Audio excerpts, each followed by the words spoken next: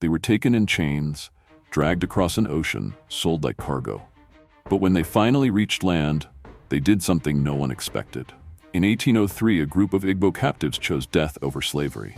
And what they did next echoed for generations. Long before the forests of Anioma, before the women of Aba, before the miners of Enugu, there was water. And on that water, resistance was already alive.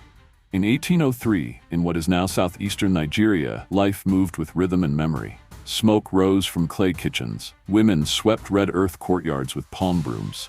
Farmers walked toward yam fields with hoes over their shoulders.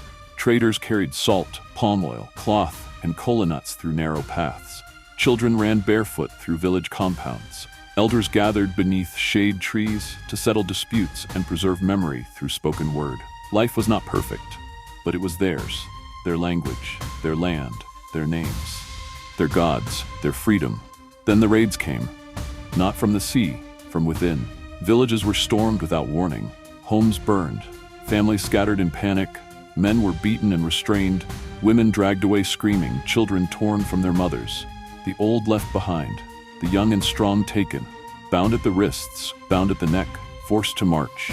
They were driven away from the only world they had ever known. Across forest paths, across red earth roads, through heat, through fear, through hunger. Some did not survive the march. Those who fell behind were beaten. Those who could not continue were abandoned. Before they ever saw the ocean, many had already entered the first stage of death. By the time they reached the coast, they were exhausted, wounded, and stripped of everything familiar. There, they were imprisoned in barracoons, wooden enclosures built to hold human beings like livestock, packed behind timber walls in the heat. Hungry, thirsty, terrified, some prayed, some wept, some stared in silence. Some still believed this could not be real. Then came the ships. They were forced aboard and pushed beneath the deck, chained together, body against body, shoulder against shoulder, packed into darkness so tightly they could barely move. There was little air, little water, little light, only heat, only iron, only suffering. The middle passage was not a journey, it was a floating grave. Weeks passed in darkness. Some died from sickness, some from starvation, some from beatings, some from despair. Some chose death before land ever appeared. But others endured, not because they accepted what was happening, but because survival was the only resistance left to them. By the time they reached Savannah, Georgia in 1803, the survivors had crossed an ocean in chains. They were weak, exhausted, starving, but not broken. Their language was still theirs.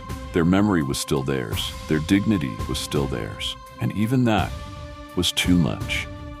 They were sold, priced, counted, purchased like cargo, then loaded again onto a smaller vessel bound for St. Simon's Island. A new kind of death awaited them. Not the quick death of the ocean, the slow death of slavery. Fields, whips, chains, ownership, a life stolen and renamed. And somewhere on that final stretch of water, something changed. They had lost almost everything. But slavery still required one thing, submission, and they refused. Before reaching the island, they rose. They revolted. They overpowered the crew, seized control of the vessel. For a brief moment, the people in chains took command of the ship meant to enslave them. The vessel was forced aground near Dunbar Creek. Ahead of them was land, but not freedom. Armed men were waiting on shore. The captives had escaped the ship, but not the system waiting beyond it. And there, at the edge of land and water, they made one final choice. They stepped off the vessel. Not running, not pleading, not surrendering, walking. Still together, still in chains, still their own. Some say they moved in silence, others say they spoke. One memory carried through generations says, "The water brought us here.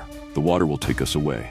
Then they walked into the water, not as captives, but as people making their final decision. They kept walking, past the shore, past the marsh, past the point where return was possible. And one by one, they disappeared beneath the surface. Some drowned where they stood. Some were pulled under by the weight of iron. Some vanished into the marsh and were never recovered. The exact number is unknown, but the meaning has never changed. They chose death over enslavement. It was not surrender, it was refusal. Refusal to be owned, refusal to be broken, refusal to let slavery define the last thing left to them, their will. What happened at Igbo Landing became one of the most powerful acts of resistance in the history of the Atlantic slave trade. For generations, the story lived through memory. Long before history was forced to write it down, they were real. Their rebellion was real. Their choice was real. And the spirit that entered the water in 1803 did not die there. It rose again. In the forests of Anioma, Ekumeku, in the streets of Aba, women who shook an empire, underground in Enugu, men who refused to die in silence. Different years, different battlefields, same resistance, from the water to the forests, to the streets, to the mines. They tried chains. They tried guns, they tried silence, but resistance never died. It learned, it adapted, and it is still here.